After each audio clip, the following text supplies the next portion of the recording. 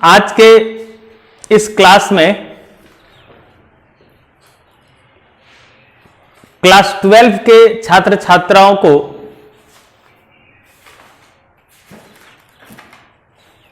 इंद्रधनुष के द्वितीय भाग एवं स्कैटरिंग के संदर्भ में जानकारी देना चाहूंगा। तो आपने रेनबो पढ़ा है, इंद्रधनुष ये दो तरह के होते, प्राथमिक इंद्रधनुष और द्वितीयक इंद्रधनुष। प्राथमिक इंद्रधनुष के लिए जो एंगल ऑफ इंडेक्स है, आई का जो मान है, आपतन कोण का जो मान है, I is equal to cos inverse under root n square minus 1/3। और इसको हमने न्यूमेरिकली प्रूफ भी किया। अब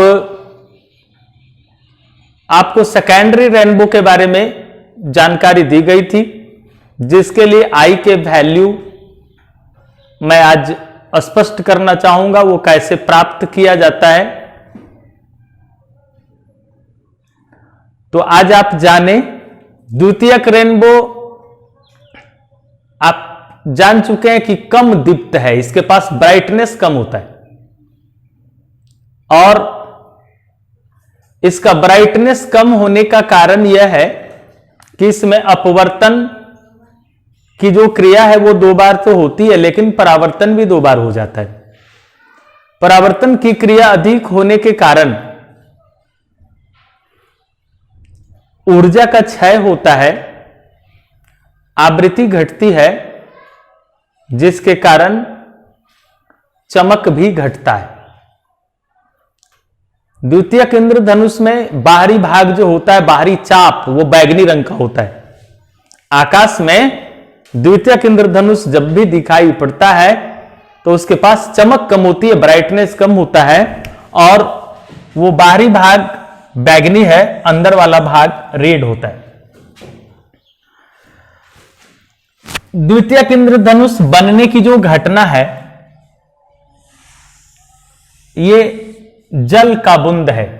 आकाश में बारिश के बाद दिन में वायु में लटकता हुआ जलकण पर जब सूर्य का प्रकाश पड़ता है, अचानक धूप आ जाती है, तो प्रकाशीय किरणें ऐसे आ रही है, यहां से थोड़ी सी झुकती है और फिर यहां से ऐसे परावर्तित होती है और यहां आने के बाद फिर ये अपवर्तित होती है। प्रकाशीय किरण को जाना चाहिए था, यदि अपवर्तन नहीं होता तो सीधे जाती। फिर यहां यदि परावर्तन नहीं होता तो सीधे जाती, यदि यहां परावर्तन नहीं होता तो सीधे जाती। ये काल्पनिक है और यहां अपवर्तन नहीं होता तो ये इस सीध में जाती।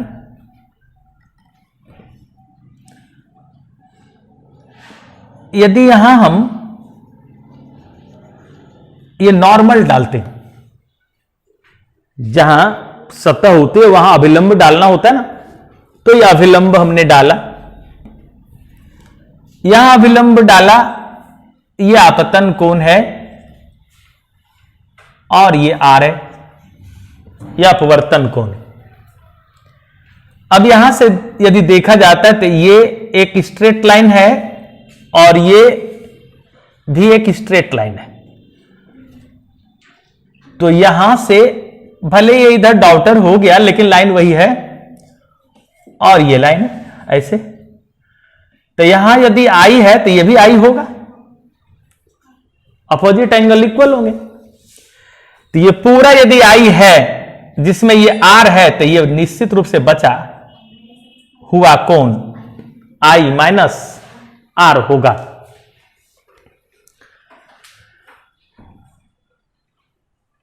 ये पूरा आई है, ये पूरा आई हुआ, लेकिन यदि इधर से कोई एंगल ये आर हो जाएगा तो ये बचा हुआ एंगल आई माइनस आर हो गई।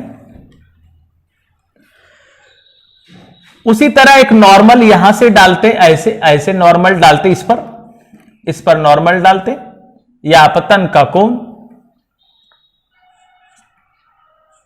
अपतन तो आई होना चाहिए था लेकिन ये अंदर है ना, इसलिए अपवर्तन के बाद हुआ। और यहां चूंकि आई और आर दोनों बराबर होता है, परावर्तन की क्रिया हो रही है, तो दोनों आर है। ये सीध में जाने वाली होती तो ये पाई होता, straight line 180 degree, Riju rack की कोण, तो यहां पाई एंगल होना चाहिए था, अंदर में आर प्लस आर 2r हो चुका है, तो वो बच गया जो बाह्य कोण, इधर का जो कोण बच गया, ये कोण ये हो गया पाई माइनस 2r। उसी तरह फिर यहां से सेम, ये आर है, ये आर है, ये फिर हो गया पाई माइनस 2r, जिस तरह यहां फिर एक अभिलंब डालते हैं, ये अभिलंब है, तो यहां अभिलंब है। अब ये सघन माध्यम था और ये विरल माध्यम है, अभिलंब से दूर चली गई, यहां ये आर है, यहां से यहां तक ये पूरा,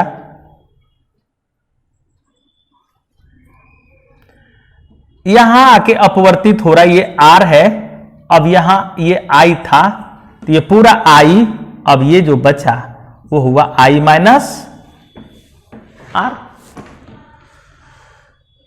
तो एक, ये 2, ये 3, ये 4 इवेंट हुआ ना, 4 इवेंट हो गया, 4 तरह की घटनाएं इसमें घटित हुई। एक पर अपवर्तन, 2 पर परावर्तन, 3 पर परावर्तन और फिर 4 पर अपवर्तन। तो एक बार यहां विचलन हुआ, फिर एक बार 2 नंबर पर विचलन हुआ, फिर एक बार 3 नंबर पर विचलन हुआ, फिर 4 नंबर पर भी विचलन हुआ, तो टोटल विचलन हमको निकालना है। अब इसमें टोटल विचलन डिविएशन, टोटल डिविएशन, कुल विचलन, एक नंबर पर होने वाला विचलन, दूसरे पॉइंट पर, तीसरे पॉइंट पर और चौथे पॉइंट पर, 4 तरह का डिविएशन हुआ टोटल क्रिया में, सेकेंडरी रेनबो बनने में। तो del 1 i minus r, del 2 pi minus 2r, del 3 pi minus 2r, del 4 i minus r. अब यहां आई 2i, आर ये पाई और पाई 2 पाई, और ये आर 2r 2r फिर आर 6r हो गया। तो अब हम इसको थोड़ा अरेंज करके लिखते हैं, 2 पाई लिख लेते हैं, फिर 2i लिखते हैं और माइनस 6r लिखते हैं। ये टोटल कुल विचलन ज्ञात हुआ। 4 minimum deviation del r upon del i, del r upon del i may be equal to 0, मतलब बहुत कम, पुअर वैल्यू होगा, इसलिए 0 के लगभग इसके मान को रखा गया।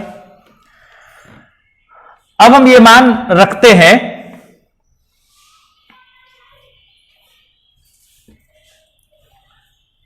तो डेल आर और फिर डेल आई का जो वैल्यू है इसको हम पुट करेंगे आर के सापेक्ष और फिर ये आई के सापेक्ष। तो मान जो दिया हुआ है यहां 2 pi del r del i, इसको जब हम रखते हैं तब वह मान क्या प्राप्त होगा?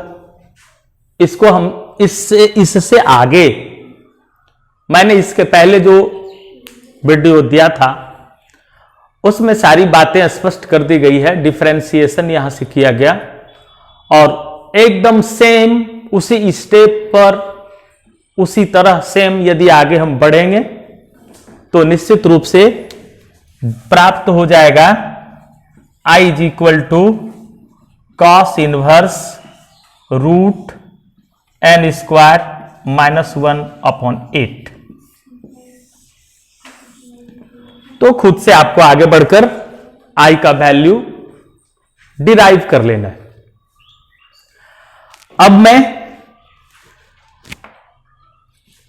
प्रकीर्णन के बारे में थोड़ी सी जानकारी देना चाहूंगा। आप स्कैटरिंग के बारे में 10th से ही जानते हैं।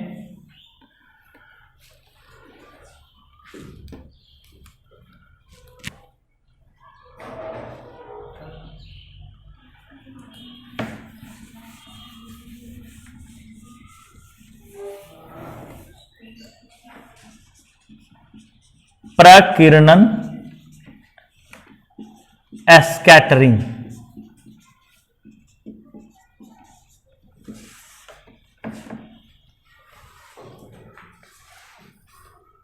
प्रकाशीय किरण माध्यम के कणों से टकराती है तो प्रकाशीय किरणों में बिखराव होता है। जैसे कण है, माध्यम के कण हैं, वायु में वायु के कण है, जल माध्यम है तो जल के कण है, ईथर माध्यम है तो ईथर के कण है। जैसा माध्यम है उसका पार्टिकल है। अब ये कण से प्रकाशीय किरणें जैसे ही आती है या इस पर पड़ती है तो प्रकाशीय किरणों के इस पर पड़ने के साथ ही विभिन्न दिशाओं में प्रकाशीय किरणों का बिखराव होता है, फैलाव होता है। यह प्रकाशीय किरण एक तरफ से आ रही है और विभिन्न दिशाओं में यह बिखर गई कणों से टकराने के बाद। तो इसे ही कहते हैं प्रकीर्णन की क्रिया। अब प्रकाशीय किरणें जिस सतह पर पड़ती है वह सतह जितना शार्प होगा, जितनी नुकीली होगी और जितना बड़ा उसका आकार होगा, उसी के ऊपर प्रकीर्णित प्रकाश की तीव्रता निर्भर करेगी। तो प्रकाश जो कण से टकराने के लिए पहुंची, वो आने वाली प्रकाशीय किरण कण से टकराकर विभिन्न दिशाओं में जाने वाली किरण को प्रकीर्णित प्रकाश एस्केटर्ड रे के रूप में उसको जाना जाएगा। प्रकीर्णन की परिभाषा क्या होगी? प्रकाशीय किरणें माध्यम के कण से टकराकर विभिन्न दिशाओं में बिखर जाती है। यह क्रिया प्रकाशीय किरणों का प्रकीर्णन कहलाती है। अब जो बिखरती है वो डिपेंड किस पर कर रहा है? तो डिपेंड करता है कि प्रकाशीय कण का आकार कैसा है और फिर डिपेंड करता है कि वह प्रकाशीय किरण जो आ रही है उसके लेमडा का वैल्यू क्या है, यानी तरंग दैर्घ्य क्या है। लेमडा पर भी डिपेंड करेगा और कण के आकार पर डिपेंड करेगा। यानी प्रकाशीय किरणों का प्रकीर्णन दो बातों पर निर्भर करती। तो सबसे पहला हम बता रहे हैं तरंग दैर्ध्य पर। तो प्रकीर्णन दो बातों पर निर्भर हो रहा है। पहला क्या है? तरंग दैर्ध्य पर। रीले का नियम था कि प्रकीर्णित प्रकाश की जो तीव्रता है टू द पावर 4, ये किसने दिया था? रीले के अनुसार। यह बता रहा है कि लेमडा का मान जितना ज्यादा होगा प्रकीर्णन उतना ही कम होगी। लेमडा का मान बढ़ा, चूंकि नीचे लेमडा नीचे है, हर में है, तो यह स्पष्ट कर रहा है कि लेमडा का मान जितना ऊपर होने लगेगा, आई का वैल्यू उतना ही घटने लगेगा। तो लाल रंग का तरंग दैर्ध्य बहुत ज्यादा, तब प्रकीर्णन कम। तो एक क्वेश्चन क्लियर हो गया कि लाल रंग के किरणों का प्रकीर्णन कम होता है और तरंग दैर्ध्य कम है किसका? बैगनी का। बैगनी का तरंग दैर्ध्य कम है, तो नीचे कम तो उत्तर ज्यादा, तो बैगनी रंग का प्रकीर्णन ज्यादा होता है। बैगनी के निकट नीला है, तो नीले का भी प्रकीर्णन ज्यादा होगा, क्योंकि नीले का भी तरंग दैर्ध्य कम होता है। चूंकि नीले रंग का तरंग दैर्ध्य कम है, इसलिए नीले रंग का प्रकीर्णन ज्यादा होता है, अतः आकाश नीला दिखाई पड़ता है। अब क्वेश्चन आएगा कि बैगनी, या प्रश्न उठ सकता है कि बैगनी का तरंग दैर्ध्य तो और कम है, तो उसका प्रकीर्णन तो और ज्यादा होता है, नीले से भी ज्यादा, तो बैगनी दिखाई पड़ना चाहिए। तो बैगनी रंग जो है वह हमारे आंख के लिए लोअर सेंसिटिव है, कम संवेदनशील है, तो उसके निकट जो नीला है वो ज्यादा सेंसिटिव है। यदि कम प्रकाश तीव्रता से संबंधित जो बात होती है, एक हायर सेंसिटिव, एक लोअर सेंसिटिव।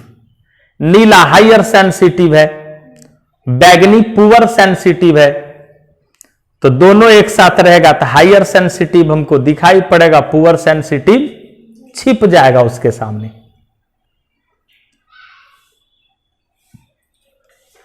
जब हम किसी चमकीली वस्तु को देखते हैं और उसके तुरंत बाद हम कम चमकीली वस्तु को देखते हैं, तो कम चमकीली वस्तु ठीक से हमें दिखाई नहीं पड़ती है।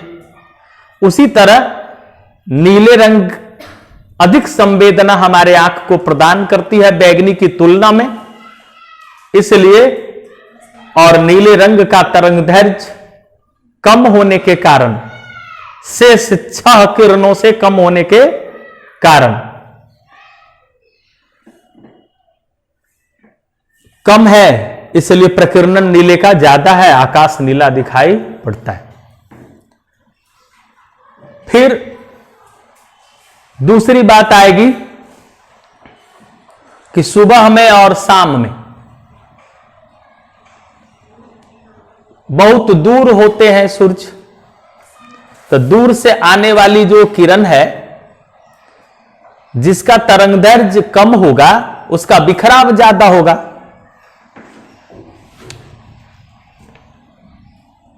तो वाइब्ज्योर के ये सब इसके तरंग दैर्ध्य कम है, बिखराव ज्यादा, इसका तरंग दैर्ध्य ज्यादा, बिखराव कम। जो कम बिखरा वो हम तक आ गया, जो शेष बिखर गया वो रास्ते में लुप्त हो गया। इसलिए ये सभी किरणें हम तक कम पहुंच पाती है, ये किरण हम तक पहुंच जाती है इसलिए कि रेड का तरंगदैर्घ्य ज्यादा है, इसका स्कैटरिंग कम होता है, बिखराव कम होता है, और बिखराव कम होने के कारण लाल हम तक पहुंच पाती है, इसलिए सुबह में और शाम में क्षितिज लाल दिखाई पड़ता है। फिर जो स्थिति होती है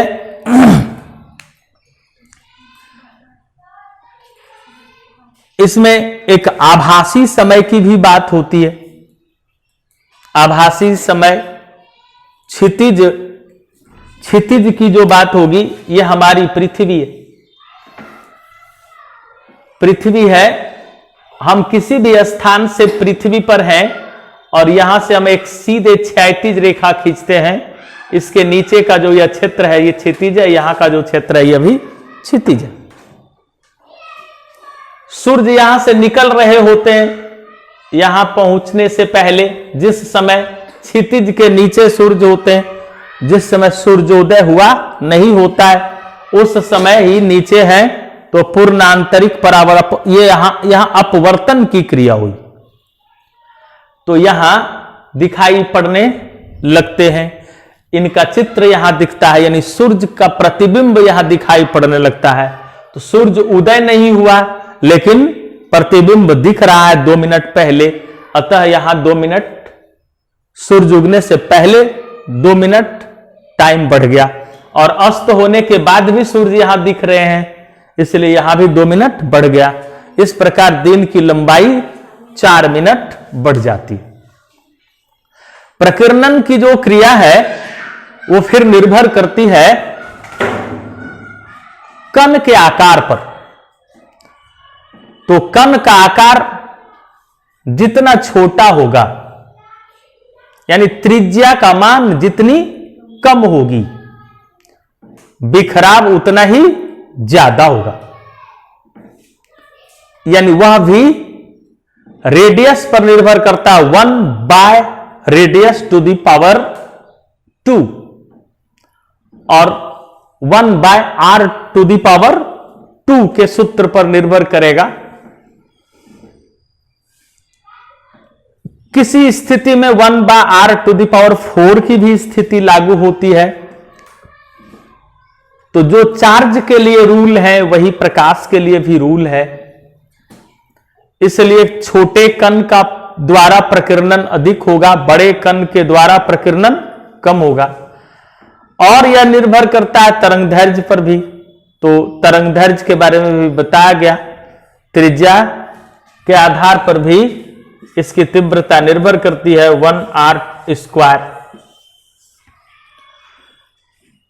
इस प्रकार प्रकीर्णन की जानकारी दी गई। अब